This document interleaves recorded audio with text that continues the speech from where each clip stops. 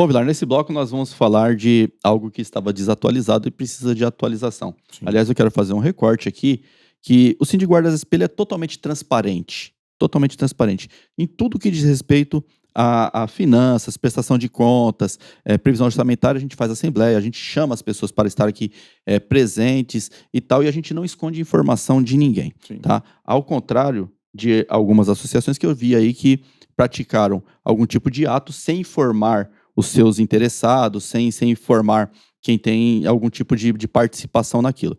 Nós não temos essa conduta, nossa conduta é transparente, nós estamos aqui para atender o policial da Guarda Civil Metropolitana e não temos por que esconder nada de ninguém, até porque não tem nada a ser escondido aqui, não é, Vilar? Exatamente, né? A gente tem coisas, né, Márcio? Eu tô com alguns números aqui e que nós não podemos citar as pessoas. Sim. Assim como eu trouxe no programa passado, eu disse assim, olha, vamos trazer a lista de quem já está recebendo lá o acordo do 62, né? Que o acordo do 62 já está sendo pago. O pessoal do RPV tá ali na agulha ali, né? Uhum. Ah, quando, Vilar? Não, quando não dá para eu falar porque não depende da gente, depende da justiça. Mas está ali na agulha. Como já saiu os acordos, né? Estão sendo pagos os acordos, logo o RPV está sendo pago. Por que nós não podemos colocar a lista? Conversei com o Dr. Rodrigo. Porque essa parte do processo ela é sigilosa. Sim. Então não somos nós que podemos dar publicidade, né? Exatamente. Então, infelizmente, fiquei devendo a lista por esse motivo. O outro motivo da gente tratar com cuidado a informação é principalmente a parte social. Para não expor o colega. Não exporem as pessoas, né? Mas eu vou trazer aqui uns dados aqui, Márcio. Olha, no ano de 2021... 21. Perdão, 2021, tô ficando louco. 2021, né? Então, ou seja, em plena Covid, né? Isso. Plena Covid, o nosso seguro, que trata do seguro de morte, propriamente dito, e o pagamento ou ressarcimento ali das custas funerárias, né? Auxílio funeral, exatamente. Auxílio funeral.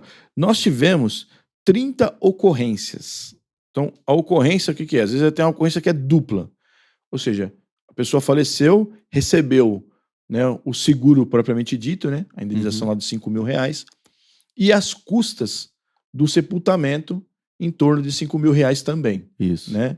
Então, ou seja, esse total de ocorrências, de 30 ocorrências, fez com que a nossa seguradora pagasse, ou seja, desembolsasse R$193.974. Justamente, a seguradora, a mão geral, é igual a uma multinacional, né? É uma seguradora de renome no mercado. Exatamente.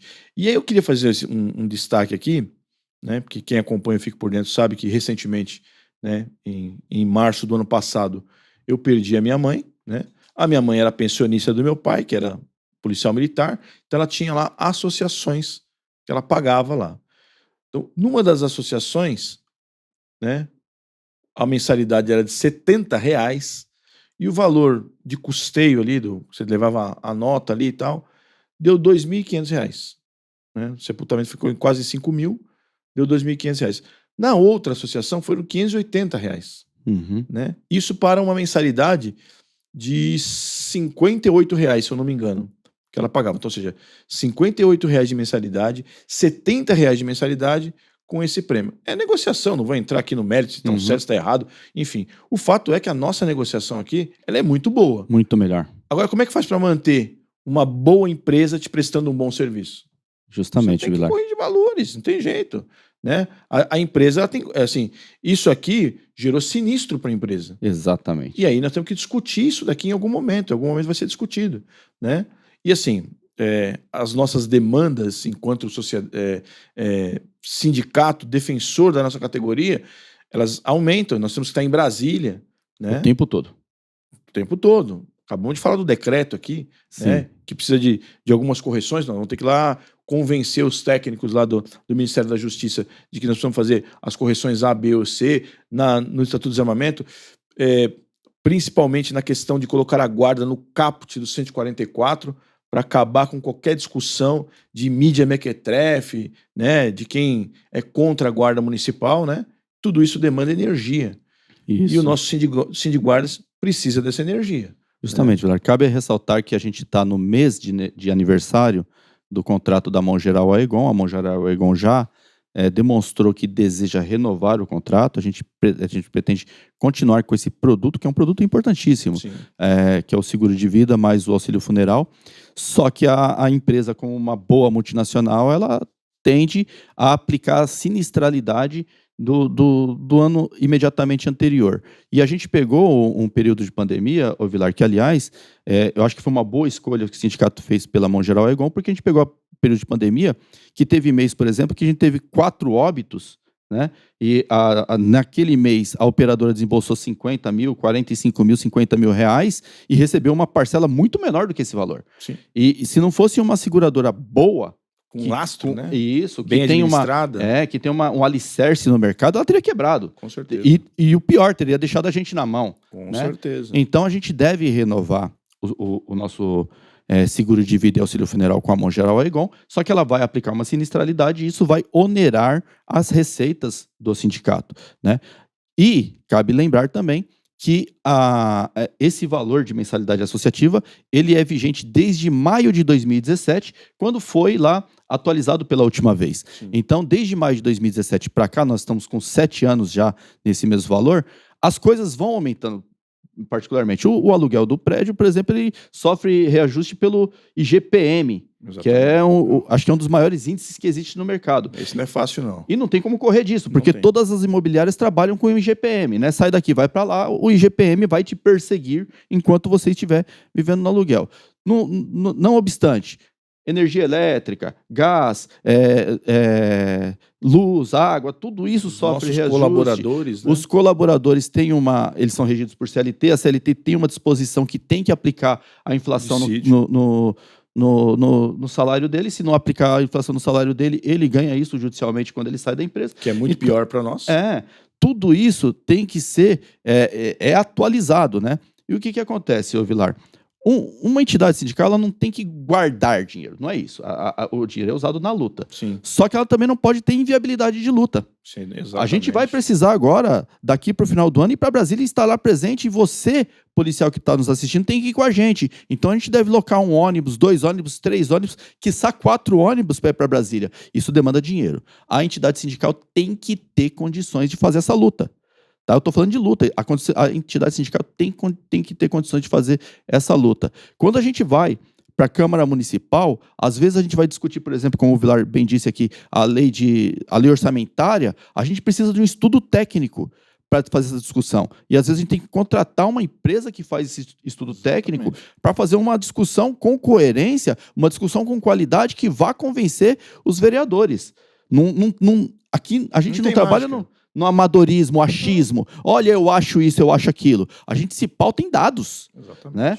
E tudo isso tem custo. Tudo isso tem custo. O fato é que, com o valor atual da mensalidade sindical, a gente percebe que a gente roda muito perto do 0 a 0, e se a gente tiver uma demanda extraordinária, talvez a gente não consiga ter perna para suprir essa demanda extraordinária, exatamente, como, por exemplo, a luta em Brasília. Além disso, um contrato como, por exemplo, da Mão Geral Aegon, que é um contrato bom, a gente não pode perder por falar assim, eu não tenho condições financeiras de suprir esse contrato, né, Vilar? E que o policial vai sentir na pele justamente quando ele faltar na casa dele. A gente acompanha, você acompanha aí, né, nas redes sociais, aí, WhatsApp. Então lá falece, lá, infelizmente, lá o policial que não é sindicalizado, aí tem que ficar com o pires na mão. Isso. Para conseguir fazer o sepultamento digno do policial, porque se ele não tem dinheiro, ele vai entrar no sepultamento social lá, e que agora, com a privatização do serviço funerário, virou quase uma mosca branca, né? Para conseguir fazer um sepultamento social. Então, ou seja, é um momento de extrema dificuldade para a família, né? E ele é precedido, né? Ou melhor, posterior, né? O que seria o posterior? Mas, ou seja, acontece depois, que é justamente que a pensionista ou o pensionista vai levar um tempo até receber a sua pensão. Existe uma burocracia do IPREM para o pagamento, né? Vai levar um tempo, e o que acontece? Esse valor que nós pagamos a título de seguro, né? Essa indenização de R$5 mil, ela quebra um galho. Justamente. Porque o policial falta, mas as contas não. Exatamente. Elas vêm a cavalo. Né? É bem lembrado, Vilar, porque o prazo do IPREM é de 60 dias, nunca é cumprido. Eu não conheço nenhum caso de que a pensão foi estabelecida em 60 dias. 60 dias lá eles regularizam a documentação, mas vai pagar em 90 dias, por exemplo. Significa dizer que a família vai ficar desamparada, e eu falo desamparada, que é sem R$ 1 na conta, por pelo menos 90 dias. Se não tiver algum valor para entrar nesse meio de caminho, a família vai inevitavelmente passar fome, né? Então a gente tem esse seguro de vida. Não é o maior dos seguros de vida, não é o maior, obviamente que não, mas ele vai naquele momento exatamente, terrível. ele vai solucionar aquele problema para você, para a família, né, não ficar desamparada durante esse período aí de pensão por morte, né? Mas não obstante, ô Vilar, a entidade cresceu muito. Olha o tanto de parceria que essa entidade tem, os parques, as escolas, as faculdades, o Total Pass, que é um plano de academia, a Biosaúde, o Dentaúni, tudo que a gente oferece para o associado. O nosso departamento social, ele atende o associado, a família do associado com cadeira de roda, muleta, cama, esses materiais para reabilitação, que são caríssimos, né?